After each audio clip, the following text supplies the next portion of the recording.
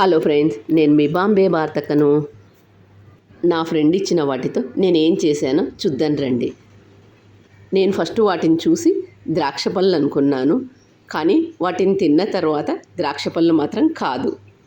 నాలాగే మీరు కూడా వీటిని చూసి ఏమనుకున్నారో కామెంట్ చేసి చెప్పండి.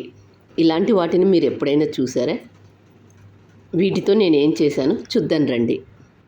బాక్స్ చూస్తే ద్రాక్ష పళ్ళలాగా అనిపిస్తున్నాయి కదా, కానీ ద్రాక్ష పళ్ళు మాత్రం కాదు. చూడండి మరి వీటిని. నాలాగే మీలో కూడా వీటిని చూసి ఎంతమంది ద్రాక్ష పళ్ళు అనుకున్నారో కామెంట్ చేసి చెప్పండి. ఇలా ఉండే వాటిని తీసుకొని చిన్న చిన్న ముక్కలుగా కట్ చేసుకోండి. అలాగే మిగతా వాటన్నింటిని కూడా కట్ చేసుకోండి. పచ్చిమిర్చి 5, జీలకర్ర 1 టేబుల్ స్పూన్, ఉప్పు 1 టేబుల్ స్పూన్, వెల్లుల్లి, వేయించి పొడి చేసిన నువ్వుల పొడి 2 టేబుల్ స్పూన్స్. గ్యాస్ ఆన్ చేసుకొని బాండీ పెట్టుకొని అందులో కొద్దిగా ఆయిల్ వేసుకొని, ఆయిల్ వేడైన తర్వాత సగానికి కట్ చేసుకున్న పచ్చిమిర్చిని వేసి వేయించుకోండి. పచ్చిమిర్చి అలాగే వేస్తే పేలుతాయి కాబట్టి సగానికి కట్ చేసి వేసుకోండి. వేయించుకున్న పచ్చిమిర్చిని ఒక ప్లేట్లోకి తీసుకోండి. అదే ఆయిల్లో మనం కట్ చేసుకున్న వాటిని కూడా వేసుకోండి. కట్ చేసుకున్న ఈ చిన్న చిన్న టమాటో ముక్కలను బాగా వేయించుకోండి. ఇందులో 1 టేబుల్ స్పూన్ ఉప్పు వేసుకొని, ఉప్పు వేసిన తర్వాత వీటన్నిటిని మరొకసారి బాగా కలుపుకొని మూత మూసి సన్నటి మంట మీద మగ్గించుకోండి. మూత తీసి మధ్య మధ్యలో కలుపుతూ మగ్గించుకోండి.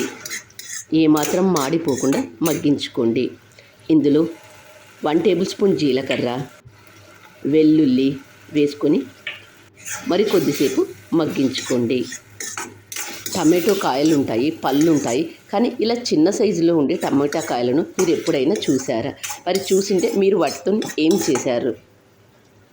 బాగా మగ్గినది లేనిది ఒకసారి చెక్ చేసుకొని గ్యాస్ ఆఫ్ చేసుకోండి. ఉడికినది లేనిది ఒకసారి చెక్ చేసుకొని గ్యాస్ ఆఫ్ చేసుకోండి. పూర్తిగా చల్లారిన పచ్చిమిర్చిని ఒక మిక్సీ జార్లోకి తీసుకొని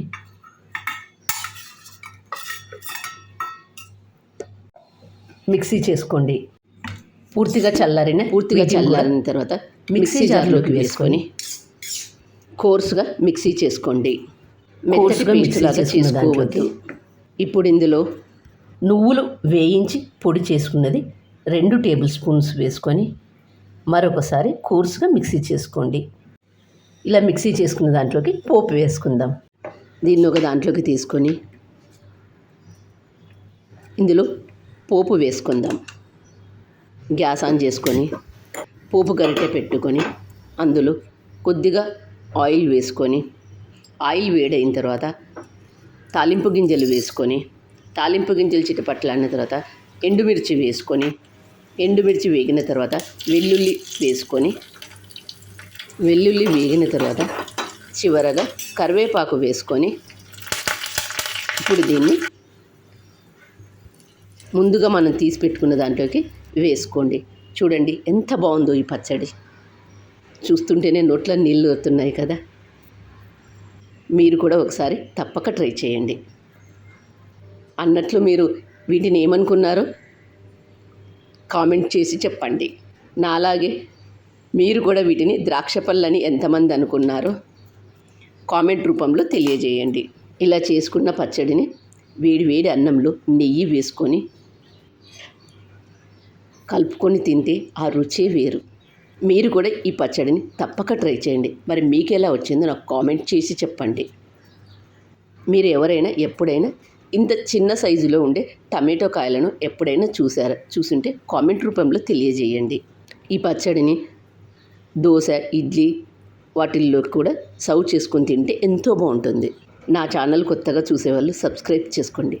మరొక కొత్త రెసిపీతో మీ ముందుకు వస్తాను. Thank you for watching.